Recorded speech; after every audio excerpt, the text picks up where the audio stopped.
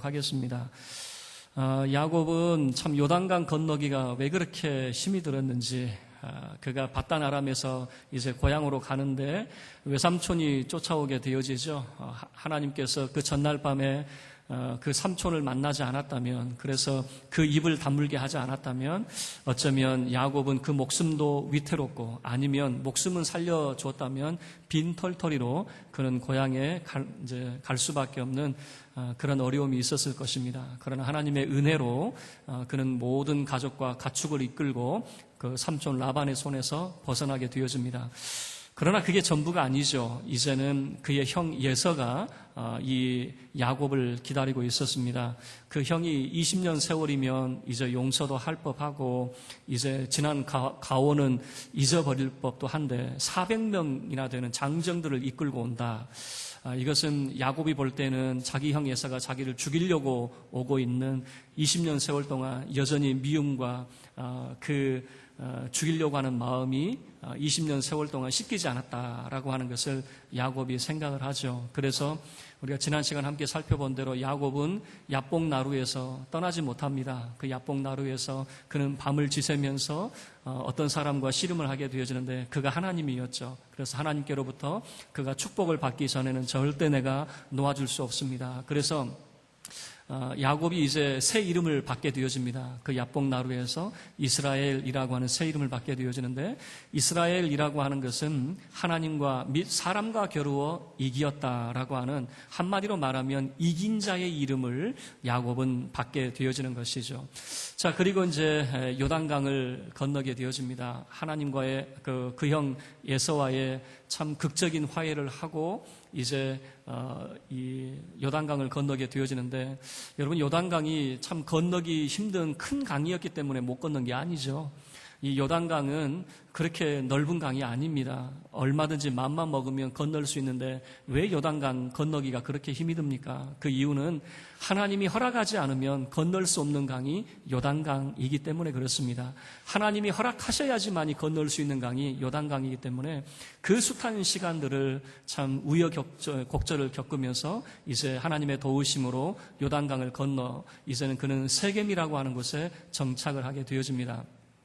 그 세겜에 정착을 해서 그가 했던 것은 무엇이냐면요, 그 세겜의 땅을 그는 사게 되어집니다. 땅을 사게 되어지고, 그리고 이제 제단을 쌓게 되어지는데, 얼마나 참 하나님께 감사했던지 엘로헤 이스라엘이라고 하는 그 제단의 이름을 붙이게 되어집니다. 엘이라고 하는 것은 하나님, 엘로헤라고 하는 것은 엘로힘의 단수가 되어집니다. 그러니까 전능하신 하나님의 단수가 되어지죠. 그러니까 엘로헤 이스라엘이라고 하는 제단의 이름의 뜻은 이스라엘의 전능하신 하나님이라고 하는 거죠. 그러니까 하나님의 도우심의 손길을 통해서 그가 무사히 요단을 건너 고향 땅, 가나안 땅을 밟게 되어졌다라고 하는 그런 의미가 그 제단의 이름 가운데 붙여지게 되는 것이죠. 야곱이 이 세겜이라고 하는 곳에 이제 제단을 쌓았는데, 이 세겜이라고 하는 곳은 어떤 곳이냐면 그의 할아버지였던 아브라함이 밧단 아람에서 가나안에 왔을 때 처음으로 제단을 쌓았던 곳이 바로 이 세겜이라고 하는 곳이었습니다. 그리고 이 세겜은 이제 후손들이 여호수아가 이 가나안을 정복하면서 이스라엘 백성들이 들어와 가지고 이 세겜이라고 하는 곳에 서게 되어집니다. 그래서 한편은 이제 그리심산, 그리고 한편은 에발산이라고 하는 곳에 세워놓고 이스라엘 백성들에게 언약을 맹세하도록, 그래서 하나님 말씀에 순종하기로 다짐했던 것이 바로 이 세겜이었고, 나중에 여호수아는 죽을 때 백성들을 다 불러 모읍니다. 그리고 하는 이야기가 뭐냐면, 나와 내 집은 여호와만 섬기기로 했다. 너희들도 선택해라. 그럴 때에 모든 백성들이 여호수아와 함께 여호와 하나님만 섬기기로 결정하고 다짐했던 곳이 바로 이 세겜이라고 하는 곳입니다. 그리고 더 후대를 가게 되어지면 예수님 시대에 여러분 잘 아는 그 사마리아 여인을 만나는 수가성 우물이 바로 이 근처에 있었는데요. 예수님께서는 이 수가성 여인에게 말씀하시죠. 생명수에 대해서 예수님께서 말씀하시고, 그리고 하나님 앞에 예배할 때에 이제는 장소의 문제가 아니라 영과 진리로서 아버지 하나님 앞에 예배하게 되어진다라고 하는 것을 말씀하신 곳이 바로 이 세겜이라고 하는 것입니다. 자, 이 세겜에서 야곱은 이제 땅을 사게 되어지고요. 그리고 그곳에 정착을 하려고 하는 그런 의지를 가진 것 같습니다. 그런데 우리가 조금 이 부분에 대해서 생각을 해봐야 됩니다. 야곱은 최초에 그가 베델에서 하나님을 만나게 되어졌기 때문에 베델을 거쳐서 결국 그는 어디로 가야 되냐면 그 아버지 이삭이 있는 아버지가 있는 곳으로 그는 가야 되거든요. 그러면 아직 갈 길이 멀어요. 아직 갈 길이 먼 사람이 땅을 사고 있다는 거죠. 땅을 샀다라고 하는 것은 이 세겜이라고 하는 것은 이제 교통의 요충지예요. 그리고 목축을 하기에 참 좋은 조건을 가지고 있었던 것 같아요. 그래서 야곱이 이 세겜이 좋아가지고 머물러 있는 그런 모습을 보여주고 있는 것이죠. 그리고 이제 창세기 34장의 내용은 그 세겜에서 어려움을 겪게 되어지는데 야곱의 딸 디나라고 하는 딸이 있었는데 이 디나가 이 세겜의 주장에게 이 강간을 당하는 사건, 그러니까 오늘날로 이야기하면 성폭력의 그런 사건을 갖게 되어집니다. 자, 그리고 이 세겜이 디나를 그렇게 강간을 하고 난 다음에 그를 무척 사랑하게 되어져요. 그래서 이 여자와 내가 결혼하고 싶다라고 하는 그런 열망이 있었던 것 같아요. 그래서 그 세겜의 아버지가 누구냐면 하몰이라고 하는 사람이었거든요. 자기 아버지에게 아마 졸랐던 것 같아요. 이 여자를 내가 사랑하니까 이 여자하고 결혼할 수 있도록 해 주십시오 라고 이렇게 아버지를 조르게 됩니다. 그래서 아버지하고 세겜이 야곱을 만나러 가게 되어집니다. 그래서 협상 테이블에 이제 앉게 되어져요. 그런데 그 협상 테이블에 앉았던 사람은 하몰과 세겜 그리고 야곱의 아들들이 그 협상 테이블에 앉게 되어집니다. 야곱은 그 자리에 있지 않았던 것 같아요. 왜 그러냐면 매우 이제 그 마음의 상처도 많이 입어서 그 자리에 야곱이 가지 않았던 것 같은데요. 이 세겜의 아버지가 이제 야곱의 아들들에게 제안을 하는데 4가지를 제안을 하게 되어집니다. 첫 번째 제안은 무엇이냐면은 우리와 너희들이 서로 결혼을 하자라고 하는 거죠. 이제 통혼을 하자라고 하는 것입니다. 그래서 이 결혼이라고 하는 것은 이겁니다. 고대 사회에서 결혼은 단순히 한 사람이 이 가정을 이루는 것이 아니라 그 사람을 가족으로 맞이하는 것이 결혼이라고 하는 것이거든요. 그러니까 지금 그 하몰은 무엇을 제안을 하게 되어지냐면 야곱을 우리 세겜성의 가족으로 받아들일 테니까 우리 서로 통혼을 하자라고 하는 겁니다. 뿐만 아니라 이 땅이 이제 살기 좋고 또 넓은 지역이니까 너희들이 이 땅에 거주하는 것을 우리가 허락해 주겠다. 뿐만 아니라 거기는 교통의 요충지다 보니까 매매가 이루어졌던 것 같아요. 그러니까 장사하는 사람들이 그곳에 있었겠죠. 매매도 할 수 있도록 허락해주고 그리고 마지막으로는 너희들이 우리와 한 기업을 이룰 수 있도록 우리가 허락을 해줄 테니까 우리 서로 결혼을 이제 하게 해달라라고 하는 그런 요청을 하게 되어집니다.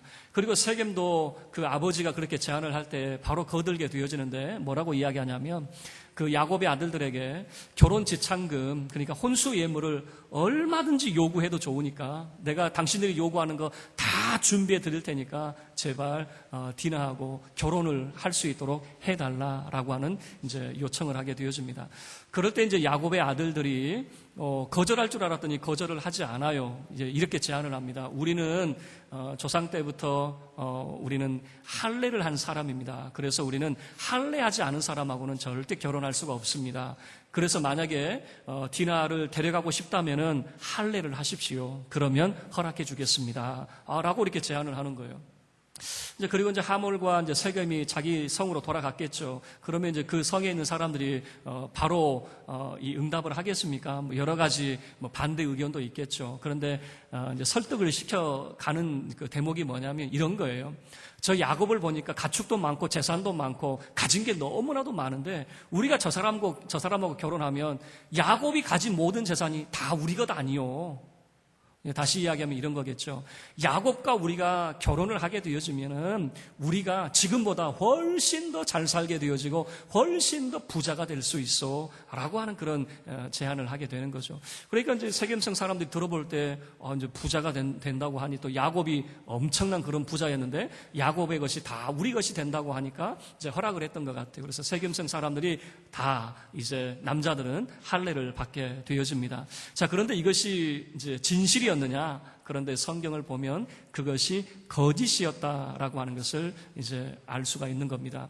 그 야곱과 그의 아들들은 굉장히 그 일에 대해서 분노를 했습니다. 분노를 한 이유는 뭐냐면은 디나 사건은 한 개인의 사건이 아니라 이스라엘 전체를 모욕하는 그런 사건으로 이해를 했었거든요. 그러니까 이스라엘 전체, 야곱의 가족 전체를 부끄럽게 만드는 매우 치욕적이고 모욕적인 사건으로 이해를 하게 되어지는 거죠.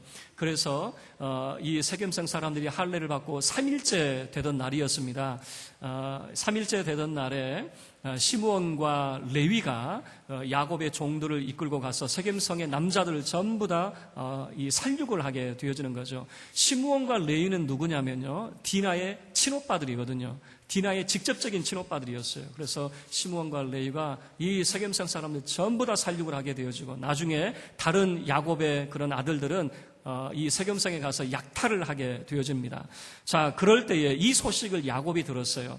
여러분 창세기 34장 30절 말씀을 보면요, 야곱이 이제 그 세겜성 사람들을 죽였다라고 하는 이 내용 때문에 굉장히 두려움 가운데 빠집니다. 자, 34장 30절 보세요. 자, 야곱이 시므온과 레위에게 이르되 너희가 내게 화를 끼쳤구나라고 하는 거예요. 너희가 내게 지금 화를 끼쳤다. 그러니까 잘한 일이 아니라 너희들 지금 일을 잘못 처리했다라고 하는 그런 내용이겠죠. 나로 하여금 이 땅의 주민 곧 가나안 족속과 브리스 족속에게 악취를 내게 하였도다. 이 악취를 내게 했다라고 하는 그런 의미적인 내용은 뭐냐면 내가 이제는 미움받게 생겼다 그 말입니다. 그전에는 그 사람들에게 전혀 미움의 대상이 아니었는데 이제는 이 가나안 족속과 브리스 족속 사람들에게 내가 미움의 대상이 돼서 이 사람들이 나를 이제는 미워하는 자가 될 것이다 라고 하는 거죠. 나는 수가 적은즉 그들이 모여 나를 치고 나를 죽이리니 그러면 나와 내 집이 멸망하리라. 지금 야곱이 무슨 두려움입니까? 참 얼마나 우여곡절 끝에 외삼촌 라반을 피했습니다. 그리고 그의 형 예서를 피했습니다. 겨우 요단강을 건넜습니다. 겨우 요단강을 건너서 이제 땅도 사고 뭔가 이제 살만할 때 무슨 일이 벌어집니까? 이게 큰일이 났어요. 이제는 야곱이 이 세겜성의 이 사건 때문에 이제는 이 가나안 땅에서 죽을 판이구나, 내가 멸망받을 판이구나, 이제 이런 두려움 가운데 빠지게 되어지는 거죠.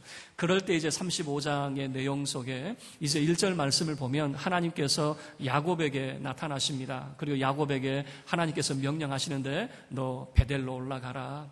그리고 베델에 올라가서 너는 내게 제단을 쌓아라 라고 하는 하나님의 명령을 듣게 되어집니다. 자, 그리고 나서 이제 야곱이 자기 집안 식구들을 다 불러 모읍니다. 세겜에서 다 불러 모으고, 여러분 2절 말씀이 굉장히 중요한 그런 내용이거든요. 자, 2절, 우리 35장 2절 말씀 함께 합독하겠습니다. 시작. 야곱이 이에 자기 집안 사람과 자기와 함께한 모든 자에게 이르되 너희 중에 있는 이방 신상들을 버리고 자신을 정결하게 하고 너희들의 의복을 바꾸어 입으라. 여러분 이 내용이 별것 아닌 것 같지만 여전히 그들 가운데 무엇이 있다는 겁니까? 이방의 신상들과 우상과 관련된 물건들이 아직까지 남아 있었다라고 하는 것을 보여주고 있는 것이죠.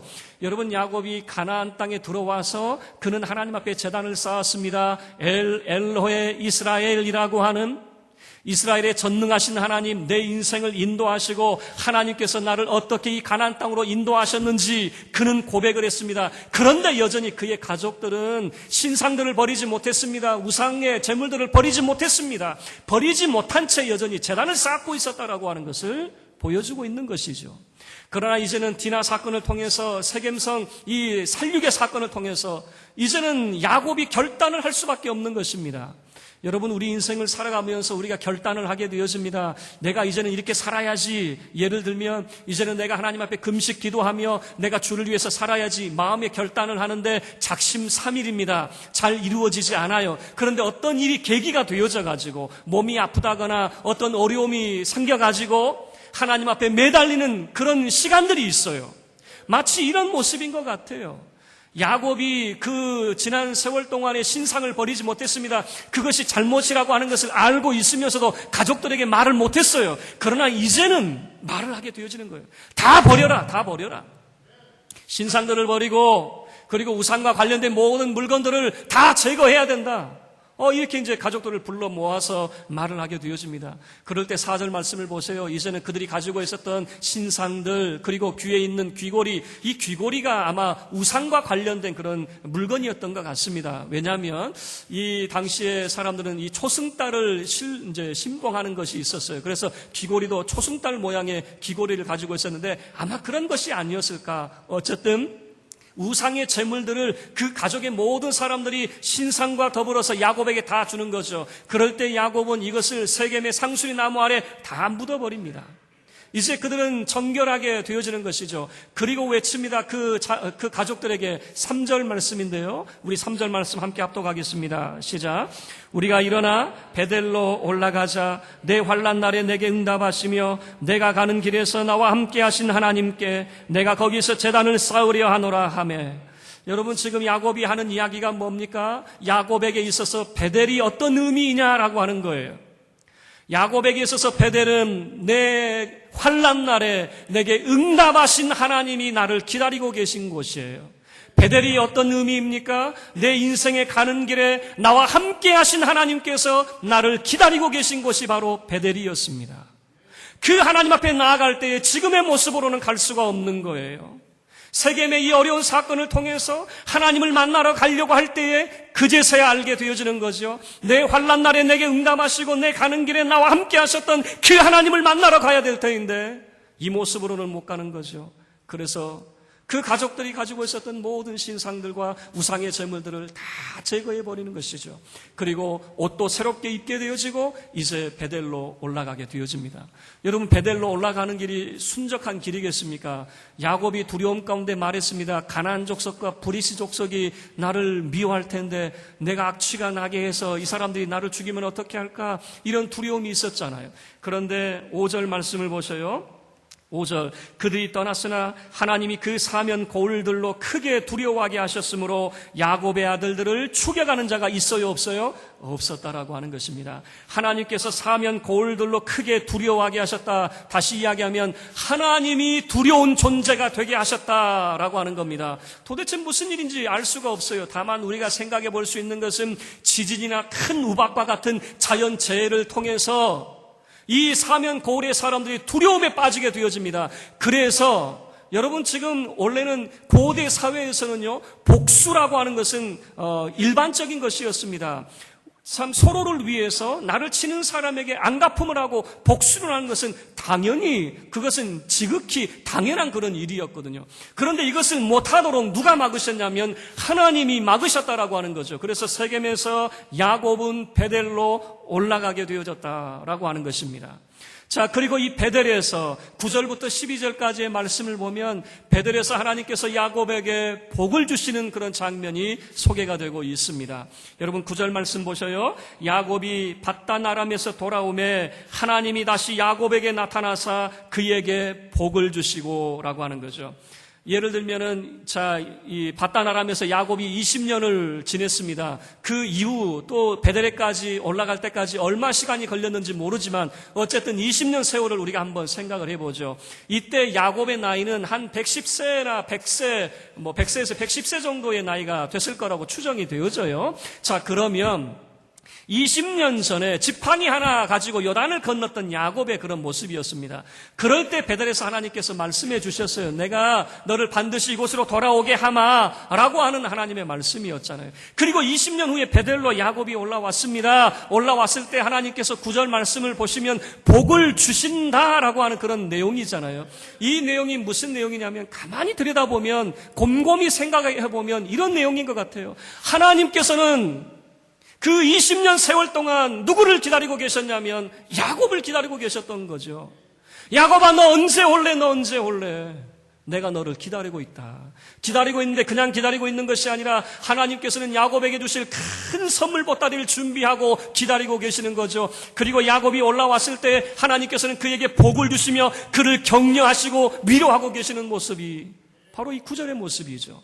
여기에서 그치지 않습니다. 10절 말씀을 보면 하나님께서 야곱을 새 이름으로 불러주십니다. 이스라엘이라고 하는 새 이름으로 그를 불러주고 있습니다. 하나님이 그에게 이르시되 내 이름이 야곱이지만은 내 이름을 다시는 야곱이라 부르지 않겠고 이스라엘이 내 이름이 되리라 하시고 그가 그의 이름을 이스라엘이라 부르시고 야곱의 생애를 가만히 들여다보면 야곱은 참 자기 이름처럼 살았어요.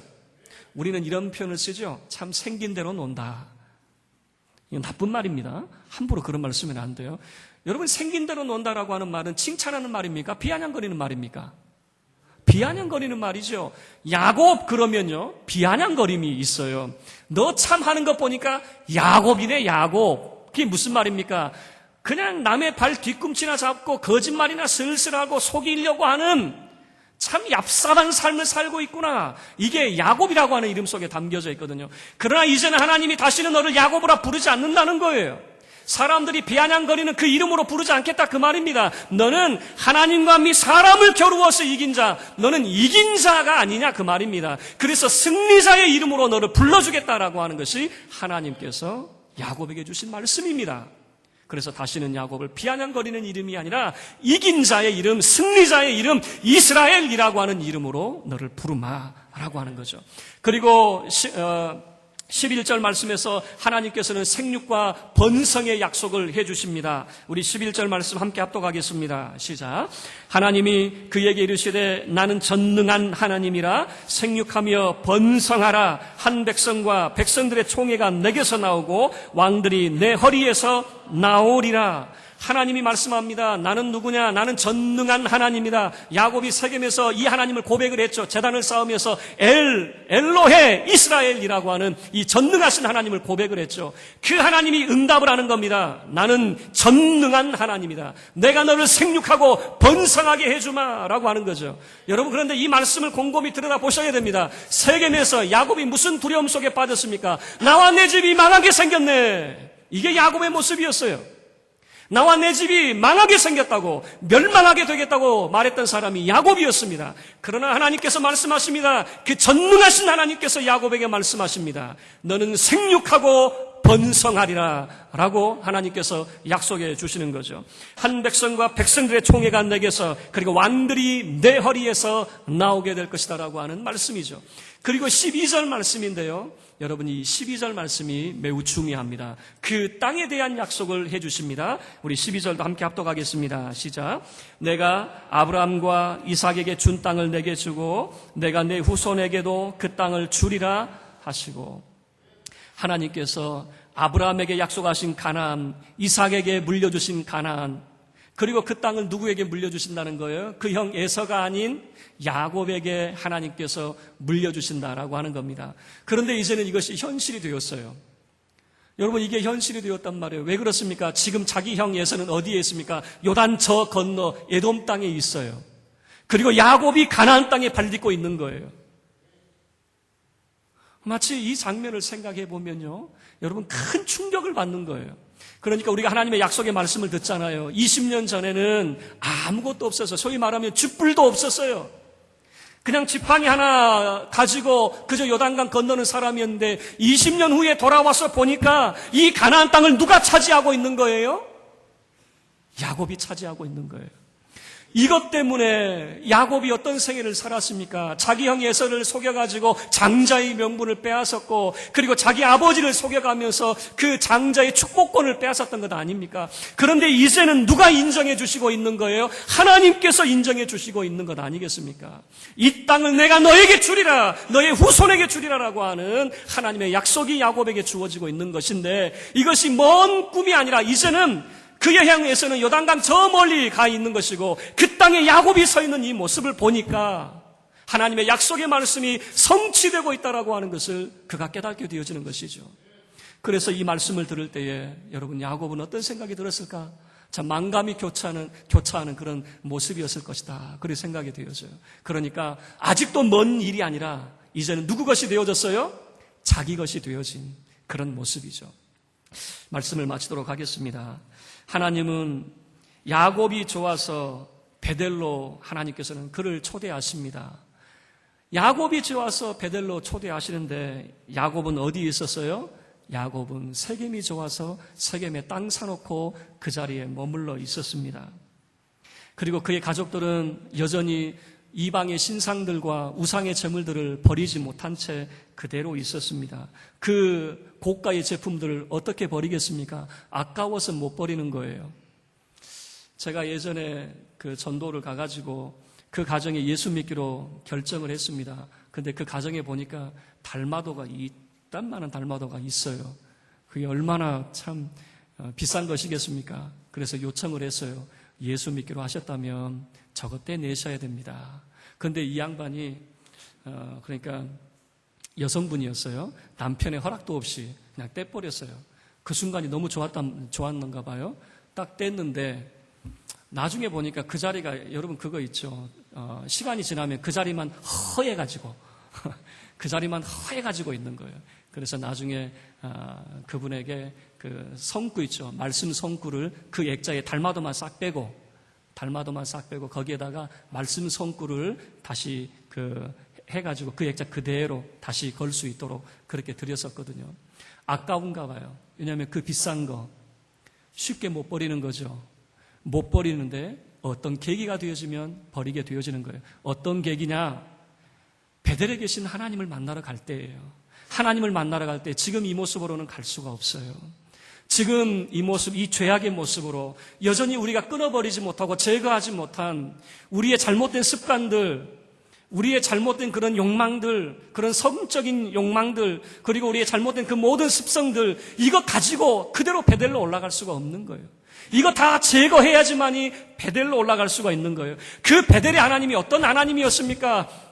내 환난 날에 내게 응답하신 하나님, 그리고 내 인생에 가는 길에 나와 동행하신 그 하나님을 만나러 갈 때에는 지금의 내 모습으로는 갈 수가 없는 거예요. 다 제거를 하고 올라가야 되는 것이죠. 비록 아픔은 있었습니다. 세겜에서의 아픔은 있었어요. 그렇지만 여러분 베델로 올라가시기를 바랍니다. 베델에 올라가시면 하나님은 여러분을 위해서 큰 선물을 준비해 놓고 계십니다. 하나님이 베델로 올라와라, 그냥 올라오라 말하는 게 아니에요. 하나님도 여러분이 좋아서 여러분을 기다리고 계시는 거예요. 빨리 와라, 빨리 와라 그러는데 우리는 세겜이 좋은 거죠. 여기가 살기 좋은데요. 그래서 못 올라가는 거죠. 여러분 결단하시길 바랍니다. 베델로 올라가시기를 바랍니다. 여러분의 정말 환난 날에 여러분에게 응답하시고 여러분의 인생에 가는 길에 여러분과 함께 하셨던 그 하나님을 만나러 이제는 세상의 모든 것을 다 내려놓으시고 베델에 계신 참으로 전능하신 하나님을 만나러 가고 그 하나님으로부터 큰 선물을 받는 저와 여러분의 삶이 되어지기를 주의 이름으로 축원합니다. 우리 다 같이 자리에